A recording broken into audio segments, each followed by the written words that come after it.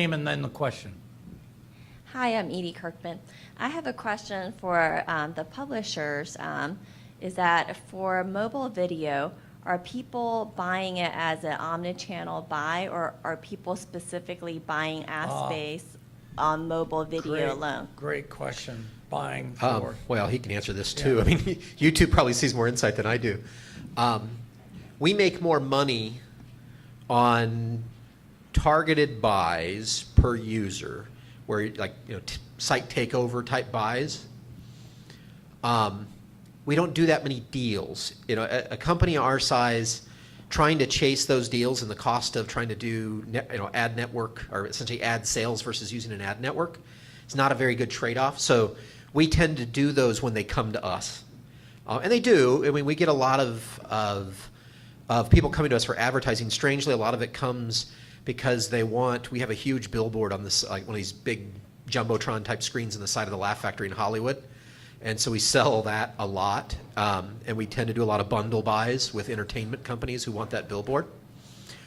But ad networks, I think, are still kind of the way that the future goes. I mean, we use AdSense product from Google. We also use Yahoo Genome. We use Live Rail system for video advertising. And what I will say is, amongst the ad networks, I've been a bit underwhelmed with real-time bidding versus sold inventory. Real-time bidding, at least for video advertising, still seems to be a pretty small niche. And your fill rates out of the real-time systems are quite low compared to what you do in the direct sold systems.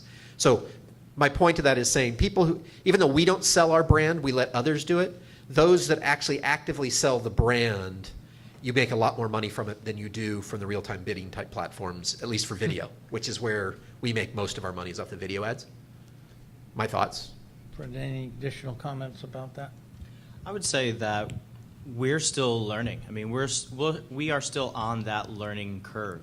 For example, we only recently started doing upfronts, something that's been a part of the video media industry for quite a while. So, upfront, tell them that's you see it in the front of. Yeah, so you kind of show what amazing content that you've got coming in the future, and then you try to get people to kind of pay for ad space ahead of time, and you do that in exchange for discounts and all that kind of, and that has been a staple of the network and cable industry for a long, long time, and it's something that we're just now beginning to experiment with and try to understand the digital side. So, what's going to be the dominant way, or what's the right way to buy? I think we're still really experimenting that and with that. And for the moment, it's just on a customer-by-customer basis. But for the most part, my experiences have been similar to what you're describing, where it's less with the real-time bidding, and there's a lot of more programmatic buying. Interesting. I had a briefing yesterday from a company who does the infrastructure for a lot of the real-time bidding. And he said what you said, but he said the mobile is clearly going like this. It's lower. He says, oh my God, we have to prepare for that. He felt that real time on mobile versus cross-platform buys is actually going to happen. And I was surprised that he was so assertive about it, even though he said it's smaller today. So one of the things I should have clarified when I said that, by the way, is I think real-time bidding platforms work really well for display and search. Well, that's where it is today. And that's where it is today, right? But when people do video advertising, it's more about the brand than just trying to get an eyeball. And by nature, if you're going to video, you're trying to do a higher quality or more immersive experience for that advertiser you're trying to reach. And they tend to spend more time and energy trying to find the right outlet to go do it, which is why I think the sales process approach works better for video. Okay, let's get a question in the back. Hi, I'm Parisa Valentina. Thank you for an awesome panel this evening. Very interesting. I have two questions, if you don't mind. The first one is, in relation to your curators, they make money through advertising, if I'm not mistaken, correct? Yeah, so that wasn't intending to say if you look at the value chain of where the money gets sucked out, right? There's no doubt that the advertising industry and the ad networks take a significant chunk of that, right? So, that's kind of a given that they're going to make their cut, right? Beyond that, though, as you look at where the money is, a lot of the money, if you look at who's taking the end slice of the advertising dollar made, So let's say I get a CPM, sorry for those who are not in the advertising, cost per mil, which is the amount you pay for 1,000 viewers. So for a video ad, a typical CPM for premium is 30-ish. So your net after that is, depending on which ad network you're using, you're probably getting 16 somewhere of that 30. So they just took a huge slice out of that piece of revenue. But then if you look at where the rest of that money goes, a significant amount of that money is being sucked up by whoever's doing the curation. And that's who essentially monetizes and gets the money out of it. Now, what is interesting is with internet content, more and more, the talent are making more of the slice of the pie than they ever used to. The talent always got, what would be the politically correct way? The talent got cut out. There's a reason why there's unions for actors and writers in Hollywood. And one of the big things Laugh Factory has always aligned ourselves to the talent side. Being that we're a talent management company, being that Jamie Masada, our founder, is a huge advocate for the comedians and helping them become successful.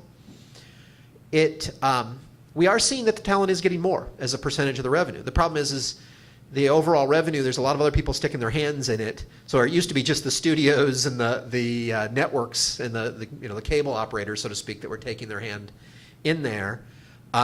Now it's the ad networks, the curation engines, the recommendation engines, those platforms that are taking the bigger cut. But the talent, I will say, is getting more than they used to as a percentage. That's good. Was there a quick second question?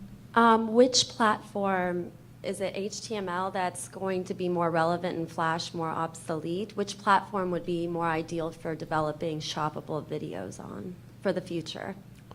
Well, shoppable videos, I think at least in the near term, usually you're going to have a platform that's provided and it's whatever they offer.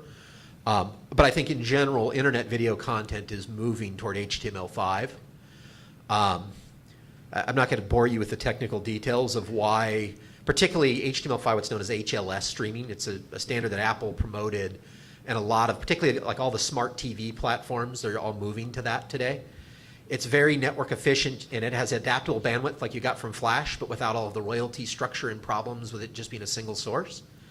The problem is today, the browsers on the desktop, strangely, the mobiles are already moved over to HTML5, and it's a very clean environment for the most part, at least newer ones.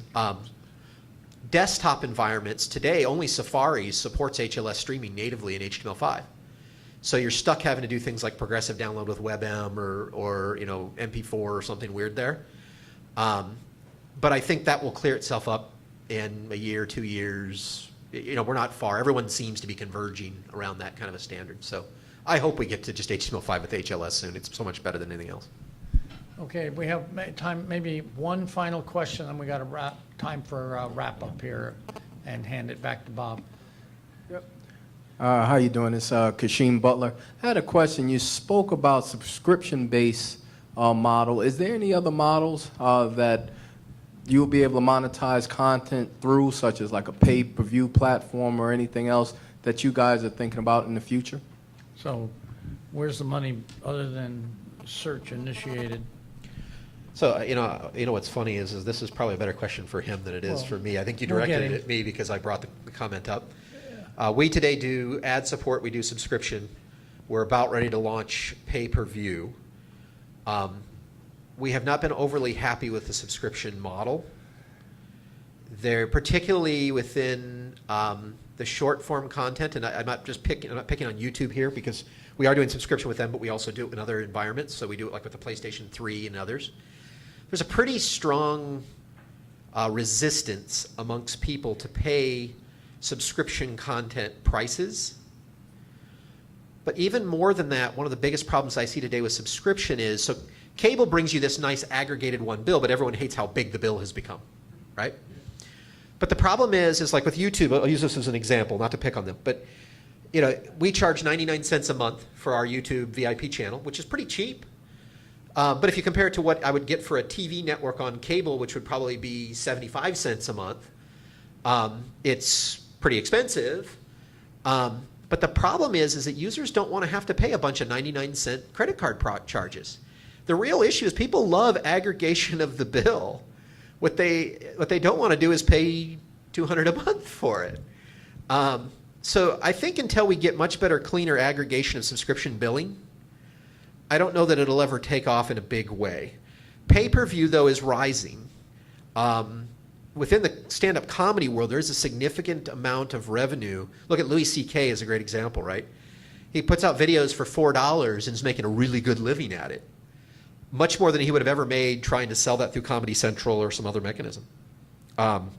So pay-per-view has a lot of, particularly for long form, it's a very valuable platform. What I mean long form is half an hour, hour and a half type shows. I haven't found subscription to be that impressive yet, but I think if billing aggregation got cleaned up, it'd be better. But advertising, it's easy to sell free. You want to tackle that one Yeah. too? You guys have Final remarks here, because Sure. wrap up not too long. So I think that there's a lot of potential for the subscription base and the pay-per-view to grow. In fact, I'll count myself among a growing population of people that tends to be skewed towards younger generations that either have cut their cable, which I did years ago, or never signed up in the first place. So iTunes gets and the Google Play Store get my 99 cents or my $7.99 or my $23.99 buys because I want the content that I want. I want it commercial free. I want it when I want it, and I'll pay for that. So I'm really curious to see as the demographics change of consumers, if we do start to see more willingness to kind of go like the App Store style, 99 cents here, a little bit there. But I think to your point, whether that becomes more popular, I think it will. It certainly is growing now. But I think to your point, it helps to have a single source. And the neat thing about that is when it comes to price sensitivity, there may be some opportunity there where people will actually grow their consumption on a dollar basis because 99 cents here, $70.99 there. You might not keep up with that quite so well, and you could wind up at the end of it with more money than you expected to spend. But if it's for content you want when you want it without any interruption and that's valuable to you, then I think people are going to be willing to pay for it. Well, this has been a really interesting session. I've learned a lot, even as an analyst. I want to give it back to Bob. One more question.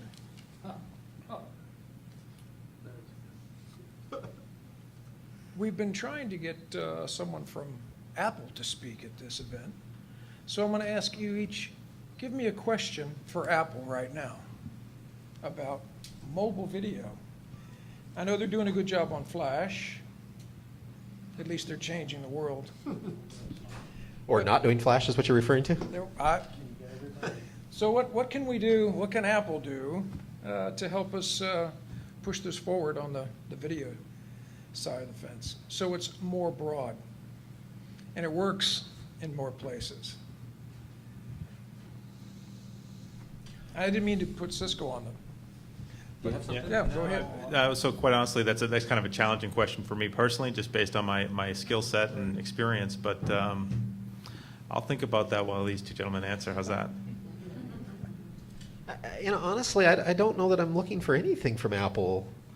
It's not that, I don't mean to make that in a flippant sort of a comment. It's that, Apple already does so much, right? If you think about what they have, the model they did with iTunes that showed how you can get content on one device, take it across all of your devices, they've already set kind of a platform paradigm that is being used across the industry, whether it's from Apple or the Android environment or whatever, that has been incredibly helpful. Honestly, the Apple HLS streaming standard I love, and I wish it would be universal. I don't know that there's anything specific around mobile video that, it's funny when I was talking about the subscription, the willingness to pay, and whether it's, the issue is not a willingness to pay 99 cents, it's a willingness to pay 99 cents every month, and they forget that they're having it charged to them. Apple actually, I think, has done one of the best jobs of implementing subscriptions in iTunes, where there's one place in the iTunes environment where you can turn on and off whatever content you want in a very clean way. So there's nothing really, Apple's already done all the things I need. There's actually other people that I need to do other things that I need there. Okay. So we'll get Apple to come and speak in the next session, okay? Good luck with that. Yeah. Good luck with that. Well, let's thank our speakers and our moderators too. Yes.